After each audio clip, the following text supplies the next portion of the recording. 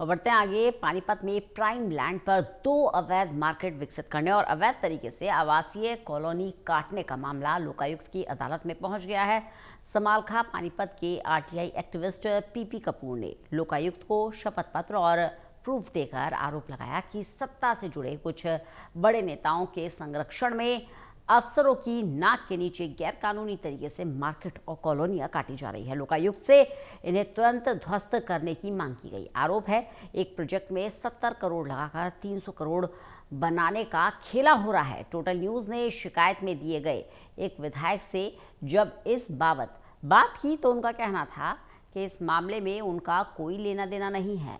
तो सवाल यह है कि कई सौ करोड़ का मुनाफा आखिर किसकी जेब में जाएगा। देखिए रिपोर्ट।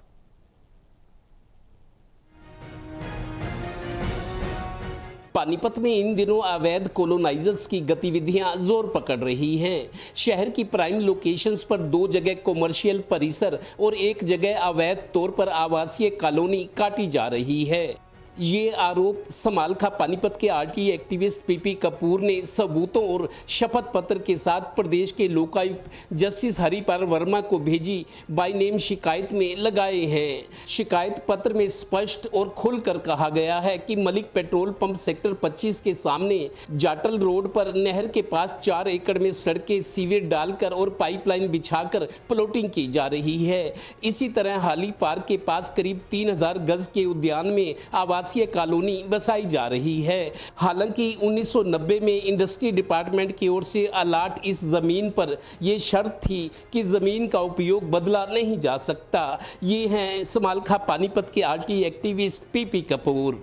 हमने माननीय लोकायुक्त की कोर्ट में शिकायत दर्ज कराई है, बकायदा हमने एफिडेविट दिया है और सारे सबूत दिए हैं और मांग करी है कि इनके खिलाफ सख्त से सख्त कार्रवाई करी जाए और जो ये अवैध कॉलोनियां हैं इनके ऊपर जेसीबी चलाई जाए, बुलडोजर चलाकर इनको ध्वस्त किया जाए। ये 3 कॉलोनियां हैं जो अवैध तौर पर बनाई जा रही हैं। नंबर 1 जीटी रोड के ऊपर शहर के बीचों बीच पानीपत में मलिक पेट्रोल पंप के साथ सेक्टर 11 के बाहर कॉर्नर के ऊपर करीब 2 एकड़ के अंदर सरेआम एक अवैध मार्केट बनाई जा रही है। वहां पर कंस्ट्रक्शन शुरू कर रखी है, शोरूम बनाए जा रहे हैं। गौरतलब है कि पीपी कपूर ने लोकायुक्त अदालत में जस्टिस हरिपाल वर्मा को अपने शपथ पत्र के साथ 25 पेज के सबूत भी भेजे हैं। शिकायत में आरोप लगाया गया है कि सत्ता से जुड़े प्रभावशाली नेता प्रशासन की नाक के नीचे अवैध मार्केट और कॉलोनियां काट रहे हैं। कटारिया लैंड वाले प्रोजेक्ट में तो कई सौ करोड़ का खेल हुआ है। शिकायत में जिन राजनेताओं के नाम लिए गए हैं उनमें से सत्ता से जुड़े एक विधायक से टोटल न्यूज़ की बातचीत हुई तो महाशय ने कहा कि उनका इससे कोई लेना देना नहीं है। तो फिर सवाल उठ रहा है कि इस प्रोजेक्ट में सैकड़ों करोड़ का प्रॉफिट किसकी जेब में जाएगा।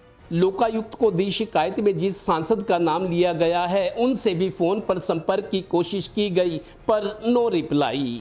इसके अलावा जाटल रोड पानीपत के ऊपर नहर के पास वहां पर 4 किले के अंदर एक इलीगल मार्केट बनाई जा रही है, प्लॉटिंग करके सड़कें पक्की बनाकर, जहां सीवर बिछा दिया गया है, पानी की पाइपलाइन बिछा दी गई है। इसी तरीके से तीसरी जो रेजिडेंशियल कॉलोनी है वो हाली पार्क के सामने ओल्ड कोल्ड रोड पर वहां पर करीब 2 किले के अंदर प्लॉटिंग करके वहां पर कंस्ट्रक्शन शुरू कर रखी है और रेजिडेंशियल कॉलोनी काट दी गई है।